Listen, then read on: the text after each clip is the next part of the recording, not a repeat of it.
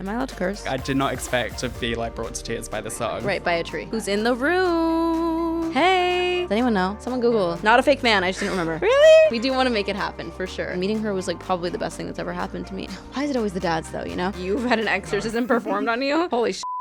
Hi guys, I'm Madison Beer and this is Making the Album with Pop Buzz.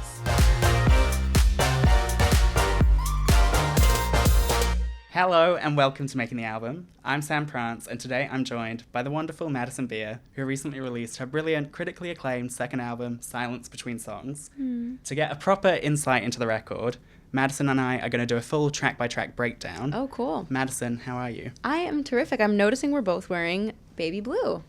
Beautiful. Look at us. Totally in sync. I'm great. How are you doing? Really well. Good. A pleasure to talk about this brilliant body of work. Oh, thank you. So, track one, Spinning. Now, I don't want to start too heavy, but as Madison fans will know, your music is deep. This is a deep album. That's who she is. I want to do justice to it. You said that Spinning is about a time when you were stuck in an anxious place. Mm-hmm. Can you tell us a little bit more about that? Sure. Yeah. Let's get right into it. I don't really know like what specifically caused it, but I've always struggled with anxiety on and off, but there was a time where it was so intense and so consuming that I genuinely I had never felt before in my life like I couldn't see an end to something. I kind of had always, whether I was dealing with depression or whatever the ultimate darkest things that you could deal with mentally, I always kind of saw maybe like there's going to be a day that I don't feel this way, but for some reason this anxiety spell was just so bad that I genuinely was like, I'm going to live the rest of my life like this. Like, I really believed that firmly. I remember speaking to my therapist and I was like, even when I was suicidal at one point, I didn't feel like it was going to be forever. I saw like, whatever. And this was just so bad. It was so constant. It was so consuming of my whole life. I did not see an end to it at all. So I'm very grateful that it did come to an end.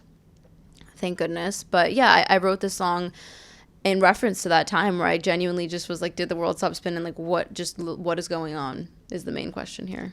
Well, I mean, it's so relatable to like all of us who've experienced anxiety. There are those times where it just feels overwhelming. Yeah. What advice would you give to your fans who experience anxiety?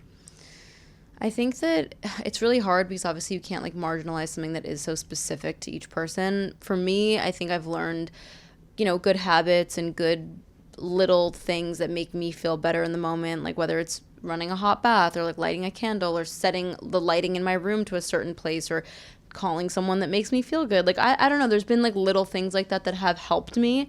Unfortunately, I don't have the cure to it, and I don't know how I got out of it. I think time helps a lot, but yeah, I mean, I would just say try to pay attention to the things that make you feel good and try to do them, whether it's like draw or color or paint or swim or take a nice cold or hot shower, like whatever, like little things like that. You might feel like it's insignificant and probably won't help, but it really does. Even in your book, the journal prompts you did, I think are so useful for anyone. Thank you. Now, track 2, Sweet Relief, changing the vibe. Yeah, complete different. You said that this is the sexiest song on the album. What's the story behind it? Ooh, I think the song is really about like a taboo sort of relationship, like something that just feels like, we shouldn't be doing this, but here we are. And yeah, I don't know. It is a sexy song. I love singing it. I love playing it. I loved it the second we made it. I knew it was going to be on the album. And I don't know. I mean, like the story, I'm not going to tell you, but I will say that I don't know. It's a fun song. I mean, yeah, it's a banger. And it's like, it makes me feel sexy listening to it. Yes. What songs by other artists make you feel sexy? Ooh, good question. Oh my God. The Contortionist by Melanie Martinez makes me feel sexy. I'm going to literally just list off all of Portal's. Leeches by Melanie Martinez makes me feel sexy. West Coast by Lana Del Rey. Mm-hmm. That's like the one. Tear You Apart by She Wants Revenge. We can be here for a while. That's what I'll say. Brilliant. Okay, track 3, Envy the Leaves. Now, you're a bit of a weirdo, Madison, and I love that, like, the concept of this song is so weird, and yet at the same time the song is so, like, moving. I did not expect to be like brought to tears by the song. Right, by a tree. By a tree. Right, I think you need to describe the concept for the fans. Yeah, I think it is definitely weird, but I love that. I think there's so many Beatles songs that I love that I'm like, this is such a random concept and not something that like you would assume someone would write about. And I don't know, I just thought that that's always so cool, and I love things that are just a little bit like not, I don't know, whatever. But this song is kind of, in a way, it's obviously metaphorical, but most of it is really just about feeling in that same like overwhelmed, life is crazy, the human experience is crazy, and I have a curious mind. I'm like, what is the experience like being a tree, or what is it like, experiencing that variation of existence, because it is its own existence, and I think that's so cool. And I don't know, I find that to just be very interesting, and people are definitely like, okay, but it's cool to me. It's very cool, and I've always been very inspired and interested in nature and how everything is what it is, and I think that is representative in this song. Well, and you mentioned Beatles. There's quite a lot of sort of 60s references on that album. Yeah. Are there any other particular artists that inspired you while making it? I mean, a ton. There's the Beach Boys, the Zombies, the Turtles. Well, obviously you sampled the Turtles. And yes. Even like Nancy Sinatra, I hear a bit. Cool. Thank you. And we can't talk about Envy the Lose without talking about the outro. Yeah. You and Leroy are like such a perfect fit for each other. Thanks. How did you even come up with that? We both loved Tame Impala, and we felt like there was something very Tame Impala about that outro, and Kevin Parker is like one of both of our idols in so many ways. But yeah, I mean, I think that because the song is this really light and air, there's no drums really at all throughout the song, and it's just this like sort of, I wanted you to feel like you're like floating in a void of just like, you don't really know where you are, whatever. And so at the end, I was like, let's sort of bring in what it could have sounded like, and all these drum pads and all this craziness and chaos. And I don't know, it's just fun. We both heard it, but Leroy really was like, he one day just, we had the bounce done, and he sent it to me and was like, I tried what we've been hearing, and this is it. And I was like, cool, send it to mix. So yeah. Amazing. And how did you and Leroy find each other? Like, the first time you worked together was Home With You? Yes, the first time we worked together was Home With You, and it was kind of just supposed to be another like one-time session with a producer. This was a pitch song, record the vocals, that's it. And within an hour of meeting him, I just knew that it was gonna be much more than that. And we then we went on to start like making life support a bit, and it was like, I'd work with him, I'd work with other people, and then just throughout the past, 5 years we've known each other, 6 years, I guess. Throughout this time, it just went from being like, there's Leroy and there's all these other people, and that list has just shrunk to just him, and then One Love, who's our other producer that we work with the most, and they're just amazing. I don't know, I think there's something so special about creating, we feel like a band really when we're making the music, and it feels so inspiring and awesome and fun, and I just am so lucky to have found these people. I actually found Tim and Jeremy, who go by Kinetics and One Love, through Melanie Martinez, because I'm a huge fan of hers, and they produced and wrote multiple songs on Crybaby. So I was like, I need to find these people. So that's how I met them, and then after I met them, they came first, Leroy came second, and yeah, we've just curated like a really awesome crew. I'm really proud and of. you're completely your own sound, which I think is so impressive. Thank you so much. Now, track 4, 17. Mm-hmm. In the song and the book, you open up about 17 being one of the toughest years of your life. You also say that your fans got you through that period. Do you have any specific fan memories from that time that mean a lot to you? I don't have many memories from that time at all, to be honest with you. I'm like, it's hard when I think about that. I'm like, was I there? But I think that, I don't know, in general, they've just been like the most important thing in my life. I think like I wouldn't be anything without them. I know every artist says this and it can be repetitive, but it's true. And I'm just so lucky, and I wouldn't be able to be following my dreams if they didn't stream a song or buy a ticket or support me. Like, it's so magical that we can have that. Total strangers, it's just really cool. And I know that at that time, that was closely after I was dropped by my label and dropped by my management and stuff. So I was definitely feeling like no one liked me, and they assured me that wasn't true, and it was really, really fucking cool, and I was very appreciative of it. Am I allowed to curse? Yes, you're definitely allowed to curse. Cool. I mean, and you can also see that relationships just continued to blossom. Like, before Silence Between songs came out, you had a listening party with the fans. What was that like? It was so fun. I wanted to play it for some of them, and a lot of my other fans around the world were very upset that it was just in LA, but I had to be in LA at that time because I had an album coming out, so it was the only place I could do it. But we actually have one tonight in London, so I'm excited for that. But yeah, I don't know. I wanted to do something that was intimate with them. I love just talking to them. Like, I really, really enjoy just speaking to them, hearing their opinions on stuff, getting to know them, what they like, what they want from me. Like, it's just really cool. And yeah, I think our relationship is very, very special, and I'm just lucky to have them. They're like my best friends. I really love these people. Well, because your best friend Lena was a fan originally, wasn't she? Yeah, she was. She's like, it's always so funny because she's literally like the closest person in this world to me that when I think about that, it's just funny. But she was a fan in the sense of like she followed me, but so do many people, that it's just kind of like, it wasn't like she was like, she had never like met me or like gone. And by the way, even if she had, it would be the same thing. I have plenty of friends who were actual like fans, but she was more like, she followed me. She thought I was cool, which is great. And then she ended up writing like a paper about me, essentially. Like she wrote this really beautiful, really awesomely articulated, like just, who she thought I was. She's like, from following this person for years, this is what I think she is. From watching her interviews, this is who I think she is. And I think a lot of that, her wanting to write that, I think stemmed from, again, us being total strangers, but having a lot in common. And we both kind of grew up like feeling insecure and feeling like people didn't like us and feeling like, you know, we were doing something wrong all the time, and like relationship things or whatever. We lived completely different lives, but had such similar experiences with things that I think that she saw something in me that she saw within herself. And it was just so cool. And meeting her was like, I mean, it is probably the best thing that's ever happened to me. I would not be me without Lena. Like, genuinely, I say that with all seriousness. We all need those friends. She's the best. Okay, moving on to someone else who's very important in your life, track 5, Ryder. Yes. I feel like this song it makes me emotional thinking about it. It's so relatable to anyone who has siblings.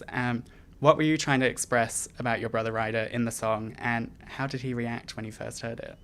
I'll start with his reaction. He was very grateful for it. I think that there's things that I said in the song that he had been possibly waiting years to have heard.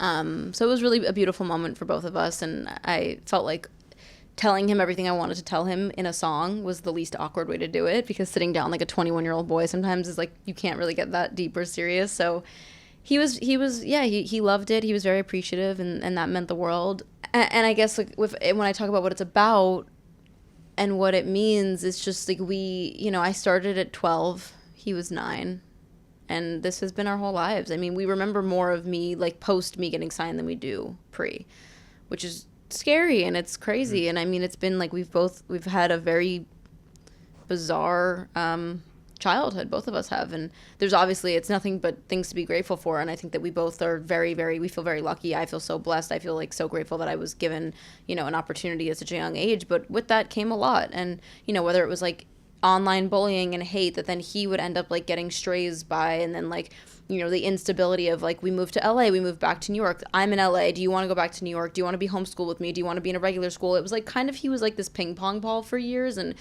I think that when I've been able to reflect on my, early years of like when I got signed or whatever, I can now look back and I can be like, wow, I felt really not protected and uncared for by a lot of the adults around me, whether it was like people in the industry or like whoever it was.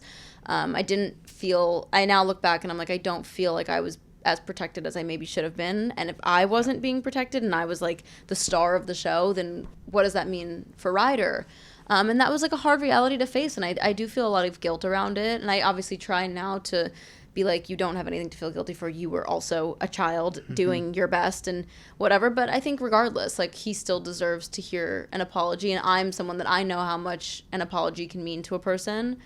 So it's just, I felt like saying it. And I felt like even if I don't feel like I directly, did anything to him or whatever, like, we all fuck each other up without meaning to. Our parents fuck us up, our siblings mess us up. Like, we do it to each other without knowing, and then you end up getting older and being like, oh, I didn't realize that one experience would have like changed the trajectory of your whole life. Like, all the times that I would slam the door in his face when he would want to hang out with me and my friends, and I'd be like, get the fuck out of my room. Like, what are you talking about? You're not hanging out with us.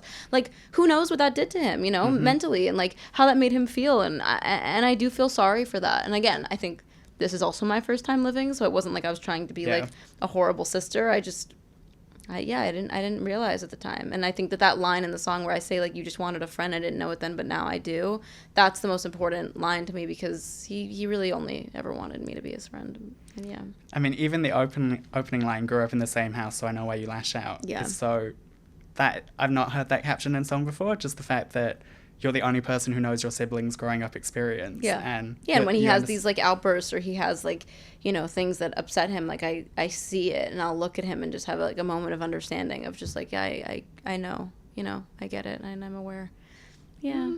And in the song, you say, like, Ryder's someone that you can lean on, and even in your book, you say that he's your rock, and you obviously talk about how important friends like Lena are to you, but you've also said that you have quite an intimate circle, and you've had to end friendships in the past. Yeah. What are red flags in a friendship? I mean, I'm huge on trust. I think that, like, if I don't feel safe around you, in the sense of just, like, you know, your phone or, like, information. I'm a blabbermouth, so, like, if you're a friend of mine and we're alone together, you're gonna hear all the tea. I'm gonna tell you everything. So I think that I just have to be able to trust people, and that's, like, the number one thing. And if you show me quickly that I can't trust you, it's probably a wrap for our relationship.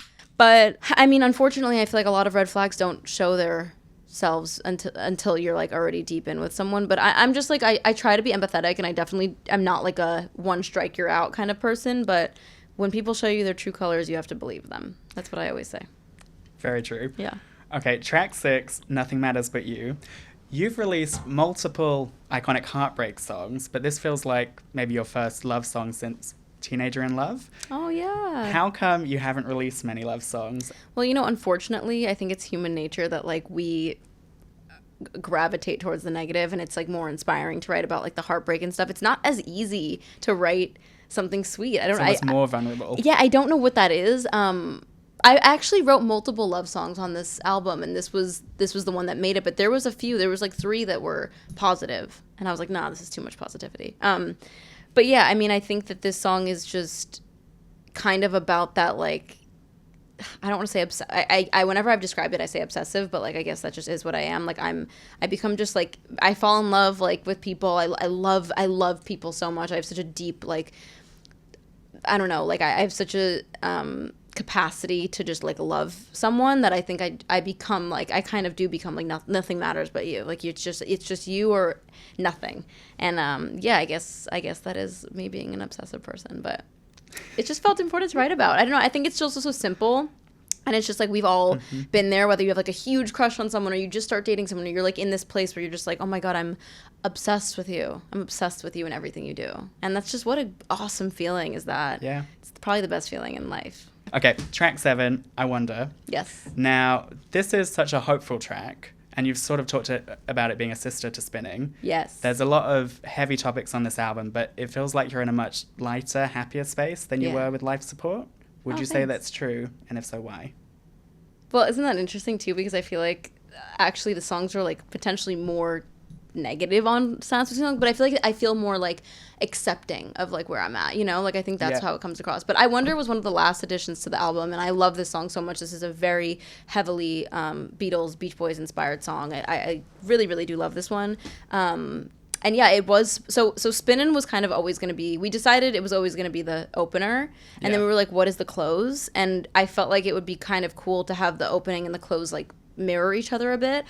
And yeah, if you listen to them back to back, you'll hear that the lyrics do play off of each other. Like, it's kind of like, I wonder why everything is good again. And, like, oh my god, like, life is actually positive. And I thought it was important because I think that, like, you know, like, about Spinnin', being in that, like, anxious place or whatever, I also then was not in that place anymore, and I felt good, and I felt positive, and I was like, wow, I actually, like, enjoy life again. How cool is that? So that's really what that song's about. But I love that song. Even, like, production wise, I feel like Life Support was quite industrial, and everything's a bit more stripped on Silence Between Songs. Yeah, I would agree. Thank you.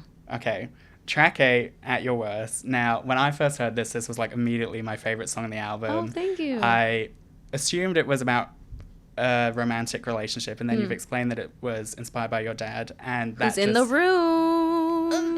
Hey. Yeah. It hit me like a ton of bricks when I found that out and started listening to it again, and now I can barely listen to it without crying, just because it's so it captures what it's like to have, like, a complex relationship with your dad, which we all do, by the way. And I think that's, like, something that is also, which, you know, literally my dad is in this room right now, but I think it's, like, it's so, I think that, okay, so being in the public eye, you kind of have to be careful with what you say. Even if you do have like a tumultuous relationship with someone, you kind of don't, like, I would never want to go and like air someone out. Like, I'm an adult now. I don't like, that just feels like something I would never want to do, even if I have a negative relationship with somebody. But with your parents in general, and by the way, like my mom as well, like there are ups, there are downs, there are months that we fight, there are months we don't fight at all. There's tears, there's laughs. I mean, we live my entire life has been with my parents. So nothing is ever perfect. And I think that I was hesitant to be public about the fact that it was inspired by like a parental figure, but I think that everyone can relate to it, and it's not something to be ashamed of. And it's also not something for like my dad or my mom or anyone to be like, I think ashamed of. I think that, again, like I said, like we all mess each other up unintentionally. And I think that every relationship is complex and difficult to navigate. And I think the one, why is it always the dads though? The one with your dad is usually like, it can be tough. And I think that, it can be something that has its moments for sure. And but by the way, the song was actually inspired. Also, we wanted to write a song about how it felt to get like bullied on social media. So it's kind of a mixture of both of those topics together. And then I was like, I feel like I kind of want to write something, about my dad, because it also is, I think, quite an empathetic song, because I think that, like, when you have that moment growing up where you're like, wow, wait, my parents are people? Yeah. What? I had that. And I remember just being like, that's so weird and that's so crazy. You guys are just two people that got together and had kids. That's insane. I thought you guys were just like mom and dad superheroes, So I think that that's such a real moment of just being like, okay, so you're a human. You were a little boy once who went through your own stuff. Your own parents messed you up in their own way. And, it's just something that I think that like we all can think about. And I think that I have a lot of empathy for both of my parents and things that they experienced in their lives before having me and Ryder. So yeah, it's, again, this human experience, man. What a crazy one. Well, like growing up, I feel like we had songs like Kelly Clarkson's Because of You, where there's like a very negative portrayal of what your experience with a parent was like. But now with artists like you, and even Sabrina Carpenter's Emails I Can't Send, which I know Leroy was involved in as well. Yes, he was. Like the two songs really remind me of each other. Yeah. On the note of Sabrina, we know that you're close with her. We've also seen you like tweeting Bet You Wanna lyrics before, and fans thought that a remix was maybe coming. Why have you never collabed, and does that remix exist? Oh my God, it doesn't exist yet. I hope that one day it does. I love Sabrina so much. I'm just so proud of her. We kind of have been doing this in similar paces and times, and I think that we've always like had each other to look at, throughout the years, and I'm now kind of doing this to her, and it's cool, and I'm really, really proud of her. And I mean, she's like opening for Taylor. It's just really awesome. It's really cool to see someone that's a really genuine person, a really kind-hearted girl, a really hard worker, very talented, win. And she's winning, and I'm so proud of her, and her music is doing so well, and I just am like literally her biggest cheerleader. So hopefully a remix will come someday.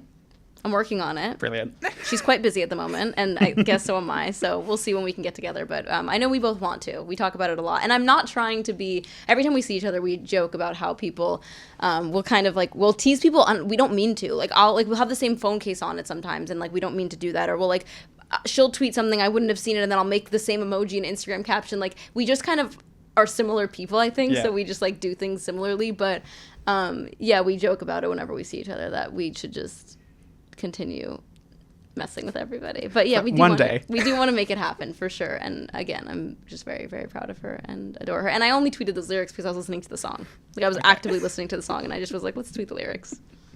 So track 9, Showed Me How I Fell in Love with You. As we said, this has a Turtles.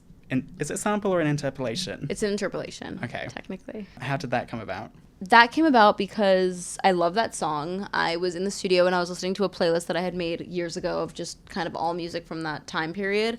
And I was like, these violin swells and just like this arrangement I need to use this. So we did, and I love it. And it's such a cool song. And yeah, I mean, I just like wanted to pay homage to them. I think they're amazing. And the song is called Show Me How I Fell in Love with You. What are the 3 things people need to get Madison to fall in love with them? Make sure you've seen all of Bo Burnham's specials. All of Rick and Morty. Sure. That's like not as important, but sure, yes. I'm glad you know that. Be a Beatles fan and make me laugh. It's not hard. It's actually very easy. So get to work, people. Now, someone we know who does love you is Lana Del Rey, and she actually listened to the album in advance and was obsessed with it. We know you love her too. What are your top 3 Lana songs? Ever? Ever. That's very difficult. I'm just going to go off like what just came into my brain. This is probably ever changing and definitely is. I'm going to say Gods and Monsters,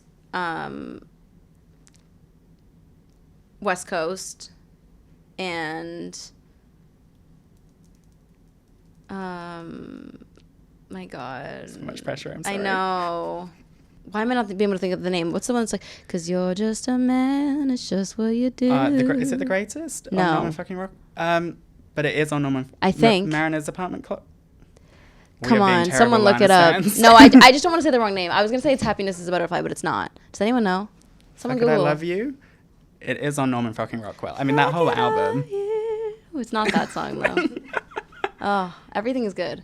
It's wait, I have to know now. You're just a man. You're just a man, it's just what you do. Just Google that. It'll come right up. A head in your hands as you color me blue. It's the song. It's the title track. Okay. Okay, that's why. Okay, that's the title tracks always mess me up because I'm like, what's the name of that song? Yeah. But it's because it's the album title. Norman fucking Rockwell. I love that song. Brilliant. Okay. Not a fake fan. I just didn't remember. Track 10, Home to Another One. Yes. Like, everyone is obsessed with the song. Like, this is the song that, like, all the gays I know, like... Really? Oh, yeah. Oh, I'm honored. Thank you. This, like, have been dying over the song, like, all year long. How did it start?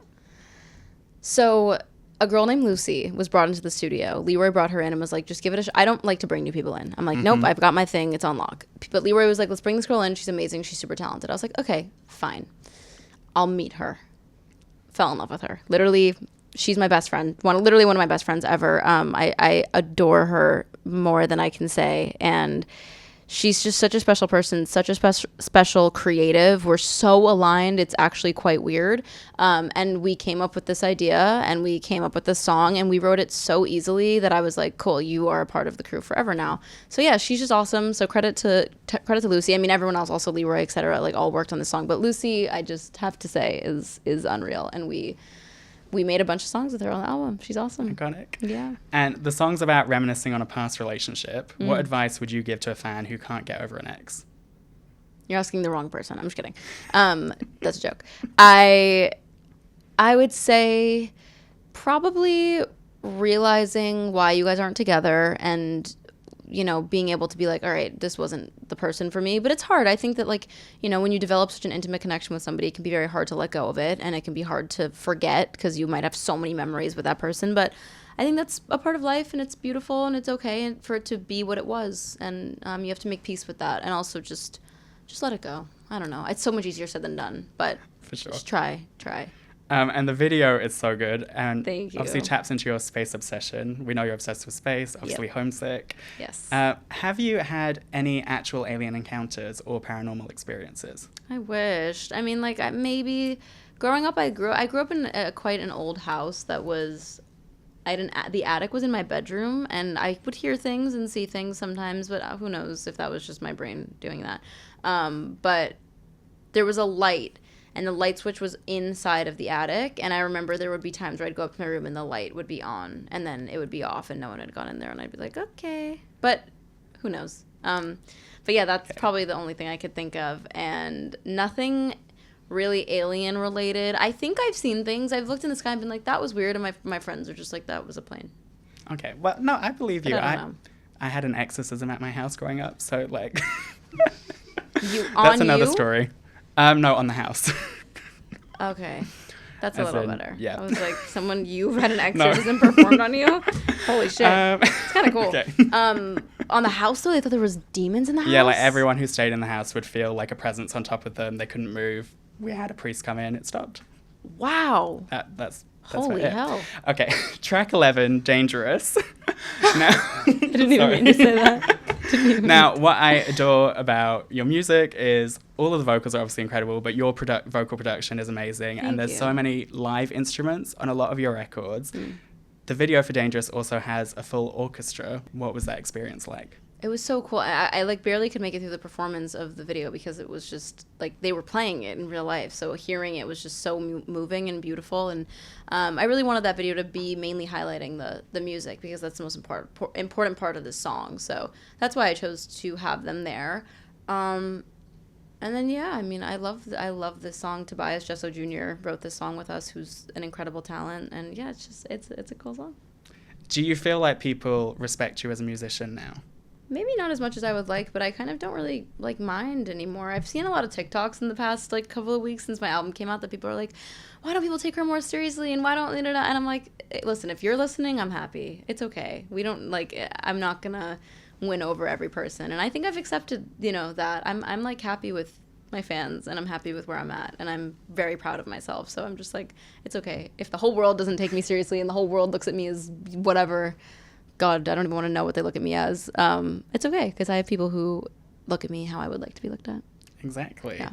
Well, track 12, Reckless, you said in your autobiography that you had to fight for this to be a single and also had to partly pay for the video yourself. Yes. How does it feel standing up for yourself in those situations as a woman in the music industry? And how did it feel to prove everyone wrong and see it become your biggest song? I know. How cool is that? Yeah, I mean, I think that it's very empowering, especially being somebody that felt like they had no voice for a long time. It feels really good to stand up for myself and to create those boundaries. And I think that's a form of self-love, is just being like, no, this is my music. It's my name. I'm not, no one's going to tell me no. Like, I'm sorry. This is what I want to put out. And I felt in my heart when we wrote Reckless that was going to be a song people connected with because we had Selfish to lean on. And I was like, Selfish connected in a way that was really shocking to all of us. Like we weren't anticipating Selfish to click. I knew it would. I was like, I'm confident in this song. I love this song. When it came out, people loved it as well. So cool. But with Reckless, we made it as a follow-up. Like we were like, let's make another Selfish. And we beat Selfish. So it's just really awesome. And I feel very lucky that people like it. And I'm sorry that people like it because that means they relate to it. But, I mean, it's like songs like Lose You to Love Me, Driver's License, all these, like, big ballads that have come out in recent years. Mm-hmm. So many people can relate to them, and Selfish and Reckless are the same. I guess so. Right, track 13, Silence Between Songs, the title track. Yeah. Was this always the album title, and were there any other contenders? There weren't really any other contenders. When we wrote this song, I was like, I think this will probably be the title track, most likely. So there weren't really any other contenders ever. You've talked about you changed the artwork. You've actually said that you hated the original art. Why was it the artwork in the first place? What happened? Well, I liked it for a second. I liked it for a moment. It just didn't feel right to me. Like when you listen to the music, it didn't feel like the right pairing. So I just was like, no, moving on. Well, like what we've talked about, the album feeling more stripped, the fact that you're like in the midst of nature. And it's not really like a glam shot. Like it's just, that's not who I am, at my core. So, I mean, like, I'm more of this with, like, the stars and whatever. So, yeah, it just didn't feel, like, representative properly. So I'm glad that we changed it. And I don't hate the other one. Hate is a strong word. I don't hate it. I just felt like there is a better option out there. And there was. And I was right. As always. Okay. Track 14, the final track, King of Everything. Now, in this song, you sing about a man who's so successful, and yet when it comes down to it, no one actually cares about him. Oh, gosh, yes. Brutal. Did it feel good to write this? I said. Did it feel good to write this song? And what did you learn by writing this song about this person, these people, this experience? Yeah, it is like a multi-person song. It's not just about one specific person. I'm sorry Despite to disappoint. what the internet says. Right, I'm sorry to disappoint everyone. It's not about one specific person. But yeah, I mean, it felt good. I think that there's like so much music out there about whatever. And I think that like male power and just especially in the industry, like with women, it's such a real thing that I know all of my peers have experienced. And I think it's like also the song, it means a lot more than just that. It's not just about like, this person is shitty and they did X, Y, and Z and they've abused their power and they've taken advantage of people and whatever. It's also kind of me trying to say like, I've met and seen some of the most successful, wealthy, famous people, and they're some of the loneliest people I've ever met. And that's why I say, like, in this stone cold bed that you made, now you sleep alone in it, it's like, what's all this worth if you're just, like, alone at the end of the day, I don't know. For sure. Yeah. Like, you have your priorities right, Madison. Thank you.